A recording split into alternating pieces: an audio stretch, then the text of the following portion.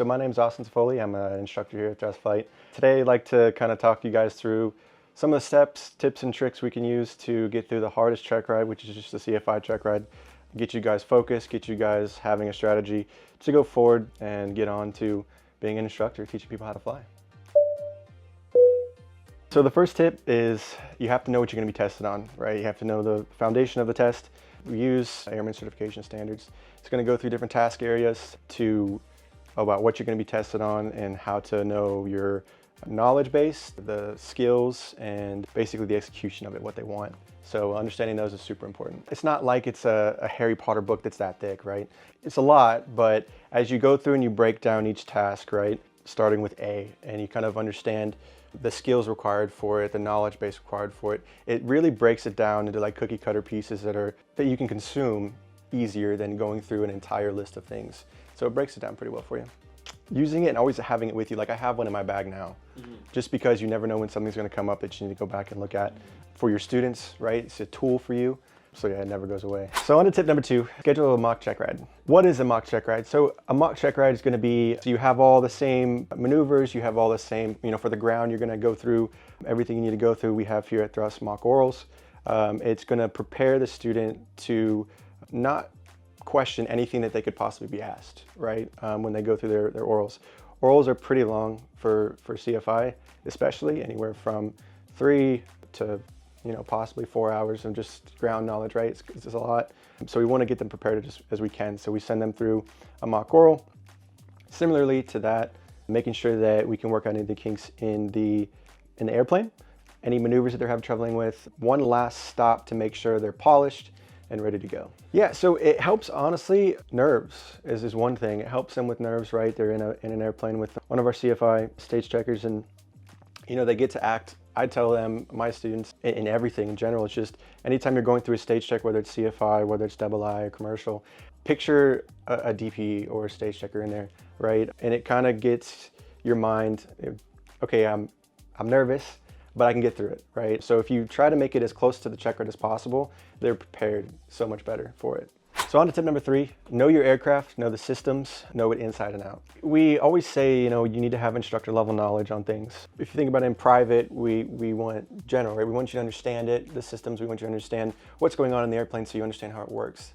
Part of that is safety, right? If something goes wrong, you can visualize the system in your head and see, okay, what could possibly go wrong to see if you can fix it, right? We also have checklists, emergency checklists for that you can go through. But also, having instructor level knowledge as you add on from private to commercial, it's a big jump, right? Now we want more information. We want you to be able to understand a little bit more. And now in being a CFI, you need to take that to another level, right? So that other level is pretty high, where a common thing for engines, for example, is the 4 cycles, right? The suck, squeeze, bang, blow. Well, now I need to know what's happening. What I need to know in depth, what is that? Right? So it no longer is okay to say that. Now we have to say something a little bit more, right? Because you need to be teaching it to them.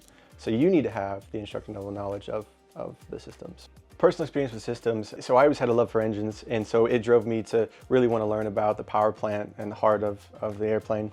Now what I had to do is I had to get my knowledge of engines and the engines of the airplanes, it all up with all the other systems, right? So that's the electrical system, right? That's the ADHRs, that's the hydraulic system, right? That's everything, the fuel system. I had to get my knowledge to be able to equalize with my knowledge about engines. So for tip number 4, have all your ducks in a row and bring them with you too. This check ride is going to be a little bit different. You're going to be asked to teach runway excursions. You're going to be asked to teach a maneuver. So you need additional items, right? Whatever you choose and whatever you decide with your instructor about what kind of teaching methods you're going to use, what different things you're going to teach. You need different items for it, right? You need presentations put together. You need to make sure that everything's right in those presentations. In addition to that, everything you would have for a normal check ride, right? So at Thrust, there's check ride checklists, right? Making sure everything's good in the logbooks, making sure all the endorsements are good that they need, and making sure their paperwork with the FAA is okay. So it's just an additional task that we need to make sure that we really have and you really focus on. That way, when you go to your check ride, you can sincerely just focus on trying to do the best you possibly can and not have to worry about that stuff. Tip number 5 is going to be practice teaching. Just to get the basis of it is, certified flight instructor, which means you're going to be instructing, you're going to be teaching, right? That's ground, that's in the airplane, that's everything. So A lot of people haven't taught much before, right? Coming into it with me, I wasn't a teacher, I hadn't taught much. So you have to kind of learn how to teach, right? So you can have all the knowledge you want in your head, but if you can't get it out in a way that they can understand it, it's not as effective. As well as each level that you're going to be teaching, right? You're going to teach a private student how to do something different than, or explain it to them different than you're going to explain a commercial student, because their knowledge basis is different, right? You just have to learn how to effectively change that and adjust and fine tune it to where you're effectively teaching in the manner that you're supposed to. We talk about, how to teach, like different methods of teaching, whether it's in front of a classroom or using a presentation. A lot of people don't realize a lot of body language is into it, right? People read body language so much. So if you're in front of a mirror, you can kind of see your weird things you do, right? I use my hands a lot, obviously. And so it's just another way to express it. So just kind of figure out what the good quirks are, what the bad quirks are. And if you see yourself, you'll realize what you're doing and you can kind of put a stop to it. Go in front of somebody that has nothing to do with aviation, has no idea about it, right? Could be a sibling, could be a parent, and try to teach them something. It doesn't have to be anything crazy, right? You don't have to go teach them aerodynamics, but like go teach them a maneuver or get them to try to comprehend something and see how effective you are at teaching somebody like that, right? Tip number 6 is to stay calm and confident. It is a very long check ride. It's the most grueling one that you're gonna have to partake in. And it's rightfully so, right? Instructor level knowledge on everything gets you, just that word, instructor level knowledge, it starts to give you, the shivers essentially. So being able to control those is really important, whether it's meditating, whether it's, I'm gonna go work out before so I calm down, whatever you have to do to get yourself in a focused, calm scenario is gonna help you in the long run going forward. I always say on your worst day, right, you still should be able to effectively pass a check ride, right? And that's my goal as an instructor for my students, is to make sure that they can do that on their worst day. And mistakes happen, right? It's okay. At the end of the day, you're doing something that's hard, and you have to remember that DPE or EOC examiner, all they wanted you to do is pass. And remember, you've been doing this every day, right? We've gone through private, we've gone through instrument, we've gone through commercial. You've got the hours at that point. You've done these maneuvers, you know them very well. It's just getting to execute them, right? Thinking that nobody else is there, you're just flying the plane and having fun. Tip number 7 is to review key materials and maneuvers. When it comes to maneuvers, you're always gonna have those 1 or 2 things that really will irk you a little bit. And you just really need to focus on those and clean it up. So revisiting those, making sure you understand the steps, how to teach through it, what your instructor taught you, right? Go revert to your training, especially when you're in those high tense situations. It's just to revert to your training of what you were taught. To the scenarios, right? So a possibility could be going through with a friend or whomever and ask each other scenarios of, I'll give you an example. If I'm sending a student to solo, what kind of endorsements do I need to give them, right? And talk through that, because it's more of a scenario-based exam. They don't want you just reading off lists of things. They want you to really get that comprehension of what it's going to be like in the real world, because a student's not going to come and ask me, well, what do I need for this, right? It's up to me to know what situation are we putting them in, right? They're going on their solo cross country, their initial solo, their local solo.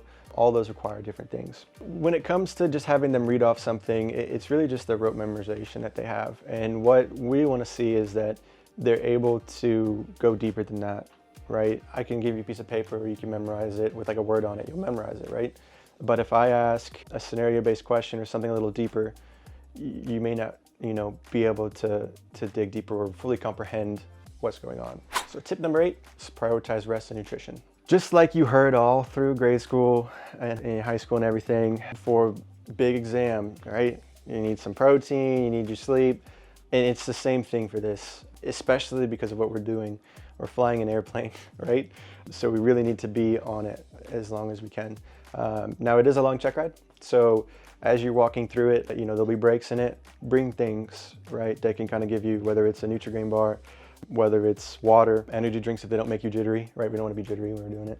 Whatever kind of helps you get through a day, right? So tip number 9 is have a plan of action. There's some things that you're required to do in the ACS. Essentially, sometimes the examiner will want you to plan it yourself, right? You're a CFI, you're taking your CFI tests, right? So you should be able to plan what we're going to do, whether it's, hey, we're gonna go out here east to the practice area, we're gonna do this, steep spiral down, go into tail, do the landings, do the power 480, whatever we need to do, and then come back, right? You have a plan of action, is what they call it. It's a little bit different than other check rides because some of them don't really have that, right? They're kind of guiding you through the check ride, but here you really are, they want you to take control, right? They want you to show that hey, they're a student, teach them, right?